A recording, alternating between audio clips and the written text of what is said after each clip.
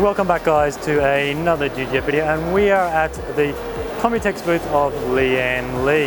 Now we're just going to do a quick video on this on the Lian Li booth, covering a few new cases and of course their RGB cables, which you just saw a sneak little peek of. Now first off, I want to cover a new sort of budget case coming from Lian Li. This is their Land Cool 1. Now as you can see on the left, we have sort of a cheaper alternative. On the left is the non-addressable digital RGB, and it doesn't come with the USB Type-C on the front. And the one on the right, as you can see, is of course has the digital RGB addressable on the front.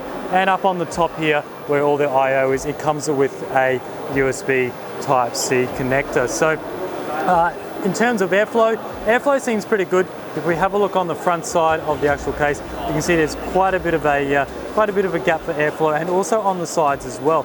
Now you may think these fans in the front of this chassis are RGB, but they're actually not. They're just standard black case fans, and you can see how much the front really illuminates those fans, and it does look pretty cool. Now pricing for these cases, the digital RGB version, you're looking at $99 US, and then the one on the left here, you're looking at $89, and that's in US as well. Now in terms of the inside, pretty much a standard sort of layout. It's got a PSU cover. It does have the Lian Li logo stamped into the PSU cover.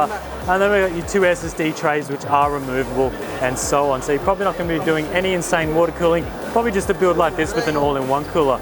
Now you may have seen this all-in-one cooler here. It does have Lian Li on it. It is sort of a test engineering sort of prototype. They want your feedback about this cooler.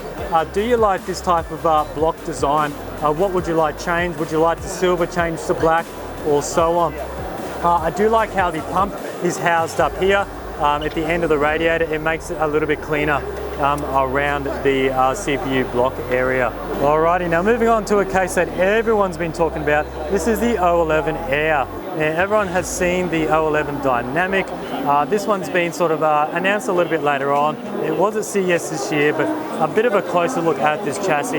It does use the same frame design as the O11 Dynamic, but this one is for maximum airflow. You can see all through the front, complete airflow. Now this is just plastic here, and then on the top we have the plastic on the top as well. Now this is competitively priced, similar to the O11 Dynamic, which is pretty good. And then of course we have the USB Type-C on the front.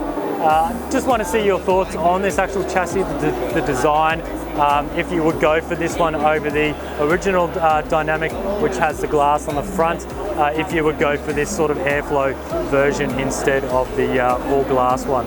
Now just taking a little bit closer look on the RGB cable you saw earlier. Now this case this build might look familiar. This is our triple threat build we did recently on our YouTube channel. It does of course feature the three 360mm radiators, one at the top, one at the bottom, and one on the rear side behind those three fans. Now just taking a closer look at the cable itself.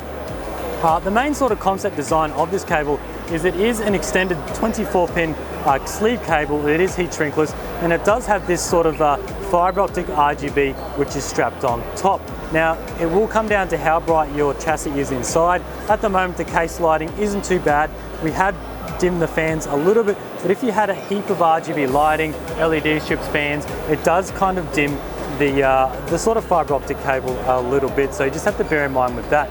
Now price wise for this, you're looking anywhere between $35 US up to $50 US, depending on whether you go for the 24-pin or the 8 pins for your GPU. And now to control this, you actually run a little sort of PCI expansion bracket to your PCI slot down the bottom here, and then it does have the controls to control this. It's got like your speed and your different color modes and things like that for you to change. Now last thing I want to cover are the Lian Li Bora fans. Now the two right rows are the standard Bora, and I've used a heap of these in my builds in the past. They are the full digital addressable fans, and now the two rows on the left are the newer Bora lights. Now I believe these retail for $39 US for the pack of three. Now they're just static RGB, so you don't have the multicolor design, but they are still RGB. Now I really do like how they have the CNC aluminium frame. It gives off a real nice sort of lighted up ring look, but it is actually just an aluminium CNC all the way around the edge, and it really does look really neat. Anyway, that's it from this booth. Stay tuned for more Computex coverage coming up.